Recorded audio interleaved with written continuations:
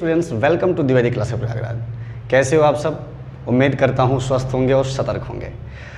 भाई सतर्क इसलिए कि जैसा कि कोविड-19 का महामारी फैली हुई है पूरे देश में, पूरी दुनिया में, उसके लिए सतर्क। ठीक है, तो बच्चों आज एक्सरसाइज 3.2 फिर से लेकर के आ गया हूँ। बचे हुए बाकी क्वेश्चन यानी 3.2 को लेकर के 3.2 के जो बाकी क्वेश्चंस हैं, इससे पहले के जो क्वेश्चन कराए हैं उम्मीद करता हूँ आपने बढ़िया से देख लिए होंगे और तैयार कर लिए होंगे। अगर देख लिया है ना तो तैयार तो हो ही गया होगा, because no confusion only solution यहाँ पे मिलता है। ठीक है, तो बच्चों निश्चित रूप से आपकी तैयारी के लिए मैं प्रतिबद्ध हूँ और कंटिन्यू आप लोगों के लिए वीडियो लेकर के आता रहता हूँ। इसलिए अगर अच्छा लगे तो वीडियो को लाइक कर लिया करें और चैनल को सब्सक्राइब कर लिया करें। अपने फीडबैक भी ज़रूर दिया करें, अच्छा लगता है। ठीक है, तो शुरू करेंगे आज क्वेश्चन नंबर 7 से। देख लें क्वेश्चन नंबर 7 में क्या है। Find x and y. ठीक है, x और y फाइंड करना है और यहाँ पे x plus y is equal to and x minus y is equal to आपको दो मैट्रिक्स ऐसे दिए हुए हैं। इसकी हेल्प से हमें x और y को फाइंड करना है। क्वेश्चन नंबर 7 में दो पार्ट्स हैं। ठीक है, तो बारी बारी से हम दोनों पार्ट को देखेंगे। सबसे पहले हम फर्स्ट पार्ट की बात करेंगे। तो फर्स्ट पार्ट हमारा ये है x plus y is equal to this and x minus y is equal to this. ठीक है, इसे हमें सॉल्व करना है। बहुत ही आसान है बच्चों। देखिए, इक्वेशन सॉल्व करना आप क्लास 10th में पढ़ चुके हैं। वहाँ पे कई सारे मेथड पढ़े होंगे, लाइक एलिमिनेशन मेथड, हिंदी में विलोपन विधि कहते हैं, क्रॉस मल्टीप्लिकेशन मेथड या वज्रगुणन विधि जिसे कहते हैं, है ना, ग्राफिकल मेथड, ग्राफ विधि होता है। ठीक है, तो सब्स्टिट्यूशन मेथड, प्रतिस्थापन विधि होता है। तो इक्वेशन सॉल्व करने के लिए इनमें से कोई भी एक तरीका हम अप्लाई कर सकते हैं, उसमें कोई दिक्कत की बात नहीं है। क्योंकि यहाँ पे तो हमें इक्वेशन तो हमारा कोई चैप्टर है नहीं, हम तो मैट्रिसेस पढ़ रहे हैं ना। अब वहाँ पे ज़रूरत पड़ेगी इक्वेशन सॉल्व करने को, तो we are free to take any of the method. ठीक है, बहुत सिंपल है। आप जरा सा गौर करिएगा, यहाँ पे सिंपली जब हम लोग एलिमिनेशन या विलोपन विधि पढ़ते थे वहाँ पे बताया गया है कि x और y के अगर कोफिशिएंट इक्वल हैं, इक्वल नहीं होते हैं तो हम इक्वल करते हैं। यहाँ देखो ऑलरेडी इक्वल है। ठीक है, अब डिफरेंट साइन अगर हैं और उन्हें आप ऐड करते हो तो वो कैंसिल हो जाएगा। ठीक है, और सेम साइन है, सब्ट्रैक्ट करके तब ऐड करो तब भी कैंसिल हो जाएगा। अब जैसे यहाँ देखो y में डिफरेंट साइन है ना, तो मैं यहाँ पे क्या कर दे रहा हूँ, एडिंग, यानी कि जोड़ने पर इन दोनों को मैं क्या कर रहा हूँ, x और y को जोड़ रहा हूँ। x और y को नहीं बल्कि इन दो इक्वेशन को आप कह सकते हैं। तो ये प्लस वाई माइनस वाई बच्चों यहाँ पे कैंसिल हो जाएगा, एंड x कितना होगा, 2x हो जाएगा। और इसी के साथ इन दो मैट्रिक्स को भी मैं जोड़ूंगा। मैट्रिक्स को जोड़ना हम लोग पिछले वीडियोज में बेहतर ढंग से समझ चुके हैं। तो बिल्कुल आसान होता है, इनके जो करस्पॉन्डिंग एलिमेंट्स होते हैं उनको आपस में जोड़ दिया जाता है। जैसे 7 के करस्पॉन्डिंग 3 है यानी 10 हो जाएगा, 0 प्लस 0 0 हो जाएगा, 2 प्लस 0 2 हो जाएगा, एंड 3 प्लस 5 कितना, 8 हो जाएगा। ठीक है, कोई दिक्कत तो नहीं, आसान है बिल्कुल। अब आप क्या करोगे, हमें तो x चाहिए ना, 2x थोड़े ना चाहिए, तो ये 2 क्या करें, उधर ले जाएं। जब उधर ले जाएंगे तो ये 2 डिवाइड में हो जाएगा ऐसे 10 0 2 8। इससे पहले भी मैंने वीडियो में आपको बताया है कि अगर डिवाइड में है तो ये मैट्रिक्स के अंदर जाएगा। तो जितने भी एलिमेंट आप देख रहे हैं ना सभी को डिवाइड करेगा, या मल्टीप्लाई होता है तो जितने भी एलिमेंट्स होते हैं सभी में मल्टीप्लाई होता है। ठीक है, सो यहाँ पे जब 2 से डिवाइड करेगा तो आप देख लीजिए ये 10 है, सो 10/2 यानी कि 5 हो जाएगा, और 0/2 0 ही होगा, क्योंकि 0 को किसी भी नंबर से डिवाइड करें 0 ही आता है। और ये 2/2 1 हो जाएगा, एंड 8/2 4 हो जाएगा। सो आपने x निकाल लिया।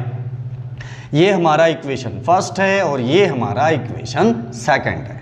ठीक है, तो आपने x निकाल लिया। इसी के साथ में ज़रूरत है कि हम y को भी निकालें, तो किसी भी एक में इक्वेशन फर्स्ट में या इक्वेशन सेकंड में रख सकते हैं। ठीक है, ऐसे जैसे शुरुआत में मैंने बात किया कि अगर कोफिशिएंट इक्वल नहीं है तो हम बराबर करते हैं। तो कैसे बराबर करते हैं इस पर हम लोग अगले पार्ट में बात करेंगे। अगला पार्ट उसी तरह का क्वेश्चन है। ठीक है, तो अब देखिए फर्स्ट इक्वेशन में मैं रख रहा हूँ, फ्रॉम फर्स्ट इक्वेशन फर्स्ट में समीकरण 1 में x की वैल्यू रखने पर, तो x के प्लेस पे हमने ये रख दिया क्या, 5 0 एंड 1 4। ठीक है, खैर ऐसा नहीं है कि आप पहले में रखेंगे तभी आएगा, दूसरे में रखेंगे तब भी आ जाता। ठीक है, तो प्लस y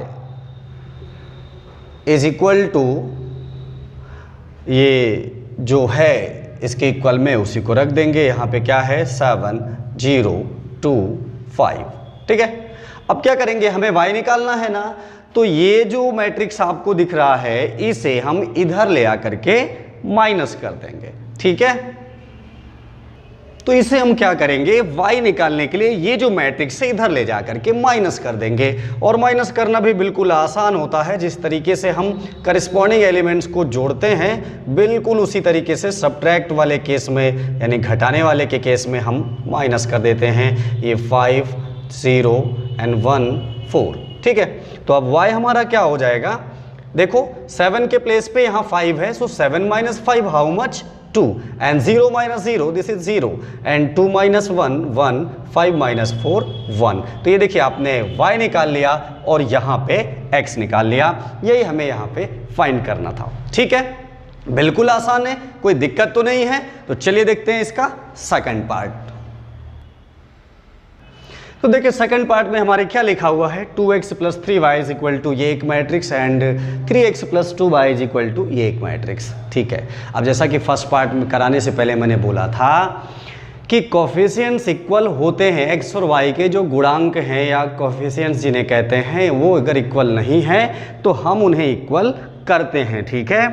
कैसे करते हैं, अब जरा गौर से देखो, उसमें भी कंडीशन होती है। कभी कभी क्या होता है, जैसे मान लो एक जगह 4x लिखा हुआ है और दूसरे इक्वेशन में 2x लिखा हुआ है, तो हमें पता है कि जहाँ पे 2x है 2 से उस पूरे इक्वेशन में मल्टीप्लाई कर देंगे तो वो भी 4x हो जाएगा।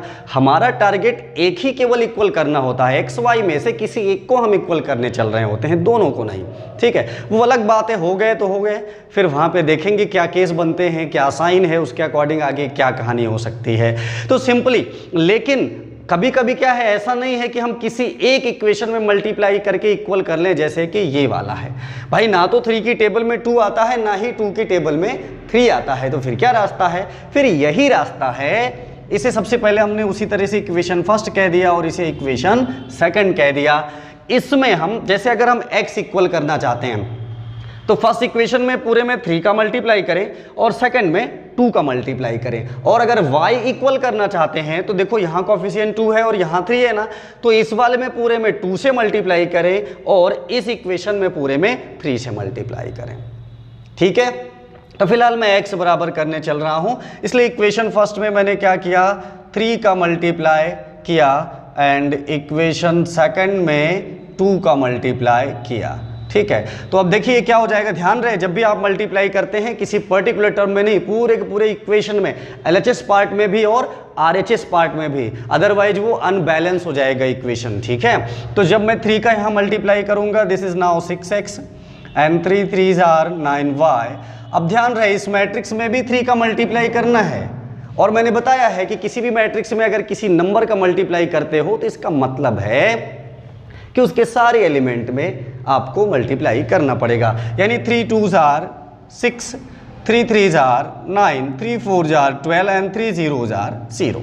सेम ऐसे ही अब यहाँ पे मैंने क्या कहा है, 2 से मल्टीप्लाई करने को, so 2 3s are 6x plus 2 2s are 4y is equal to, अब इस बार इसमें 2 का पूरे में मल्टीप्लाई हो जाएगा, 2 2s are 4 and this is -4 -2 and 2 5s are 10, ठीक है।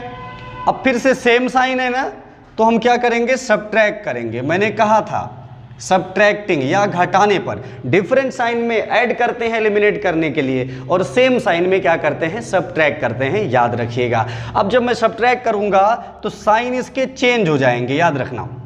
हमेशा जब भी हम सब्ट्रैक्ट करते हैं साइन क्या होते हैं, बदल जाते हैं। तो भाई ये 6x तो कैंसिल हो गए, 9 - 4 दिस इज 5y।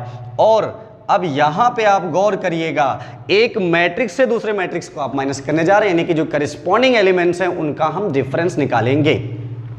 यहाँ 6 है, यहाँ पे 4 है, 6 - 4 2 होता है, और यहाँ 9 है और यहाँ -4 है, बट एक माइनस ऑलरेडी यहाँ लगा है तो ये प्लस में हो जाएगा, यानी 9 + 4 हाउ मच 13, और ये 12, ये भी माइनस माइनस प्लस हो जाएगा, यानी 12 + 2 14 एंड ये 0 - 10 दिस इज -10।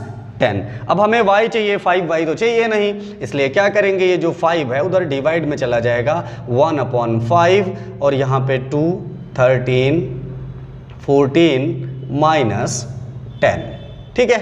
अब आप चाहो तो इसको सभी में डिवाइड में लगा दो या ऐसे छोड़ दो, तब भी आपका आंसर हो गया, कोई दिक्कत की बात नहीं है, ठीक है। सो y इज इक्वल टू, अगर आप अंदर ले जाना चाहते हो तो ये 2/5, 13/5, ये 14/5 एंड दिस इज -10/5, और 10/5 को फिलहाल आप चाहें तो कैंसिल भी कर सकते हैं।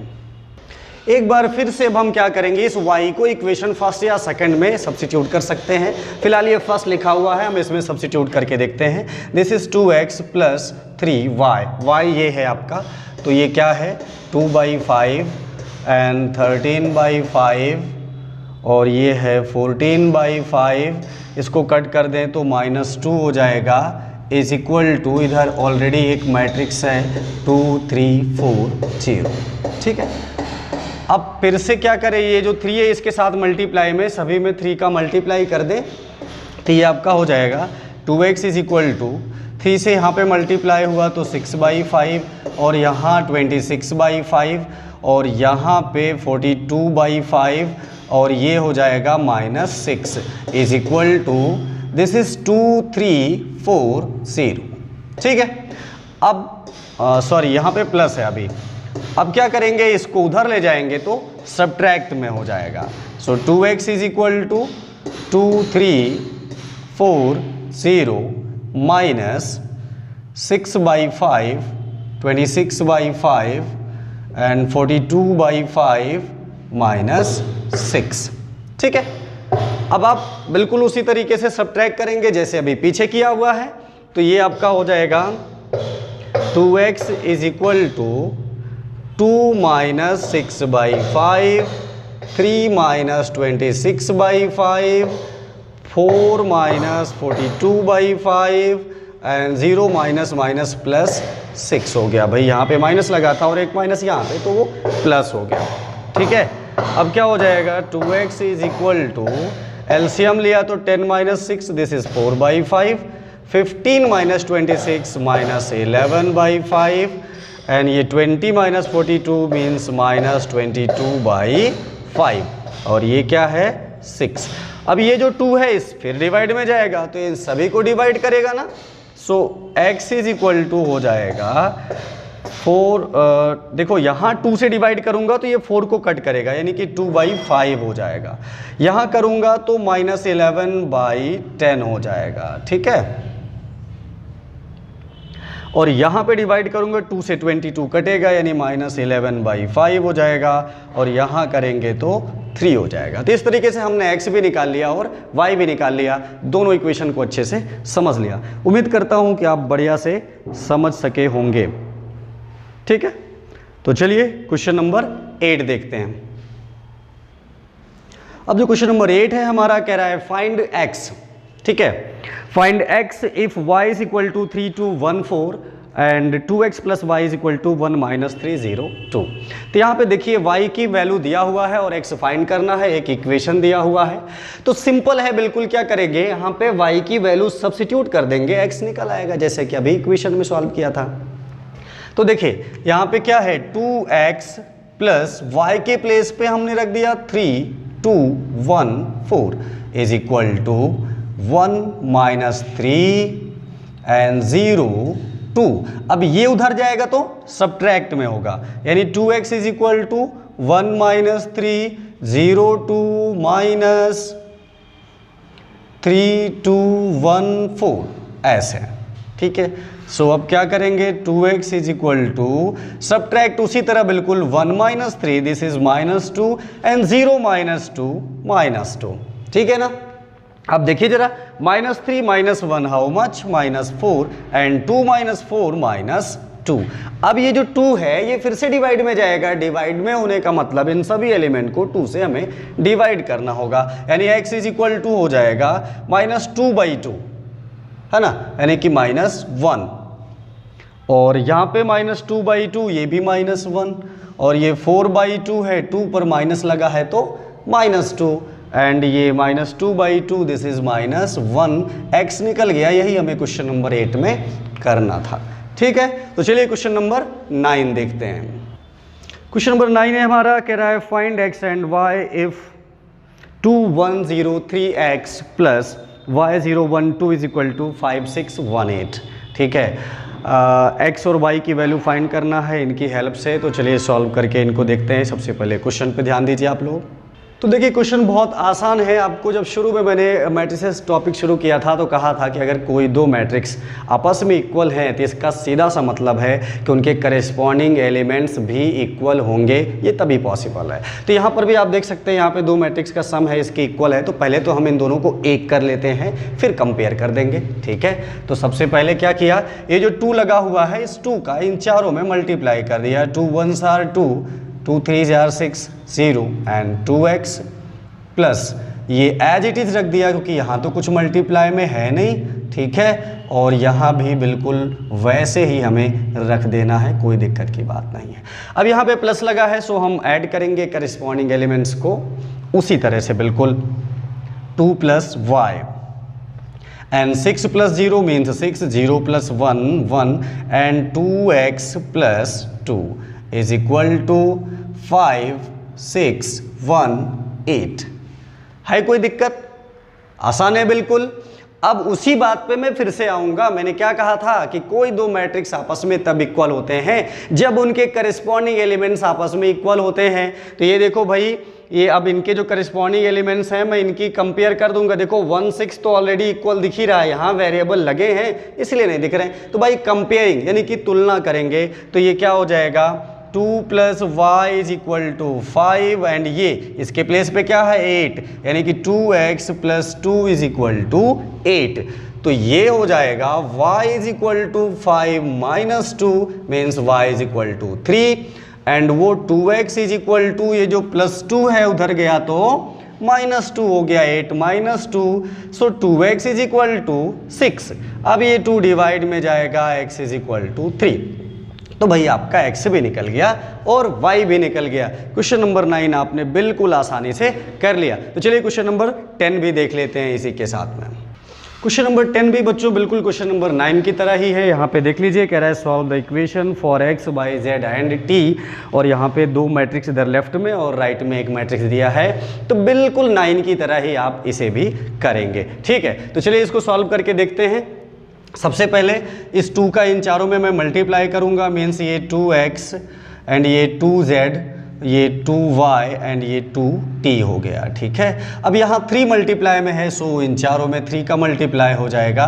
3 1s are 3, दिस इज -3, 0 6 = 2।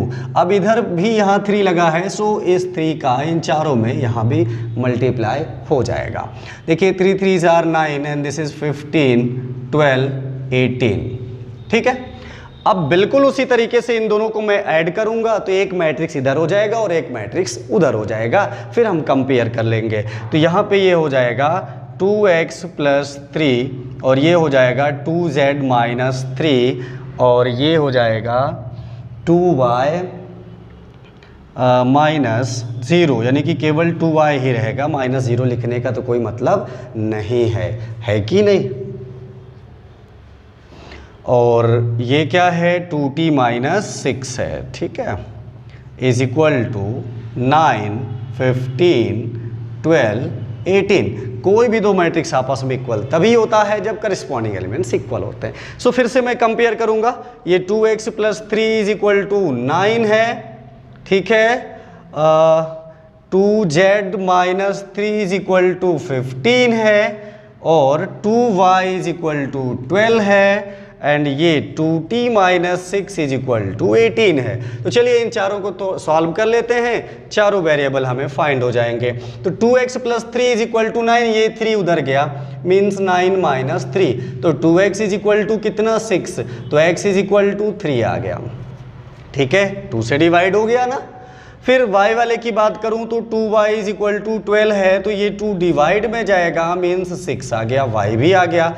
अब z वाला रह गया, ये है 2z - 3 उधर गया तो +3 हो जाएगा। तो 2z = 15 + 3 18, फिर से ये 2 डिवाइड में गया तो 9। अब लास्ट बचता है t वाला केस, ठीक है। तो 2t - 6 है तो ये -6 उधर गया +6 हो गया। सो 2t = 24, सो t = 12। तो देखा आपने, हमने x y z t सभी को फाइंड कर लिया है। तो बच्चों आज की वीडियो में क्वेश्चन नंबर 10 तक अगले वीडियो में इसके आगे क्वेश्चन हम लोग डिस्कशन करेंगे। अगर वीडियो अच्छा लगा हो तो वीडियो को लाइक कर लें, चैनल को सब्सक्राइब कर लें। मिलते हैं अगले वीडियो में।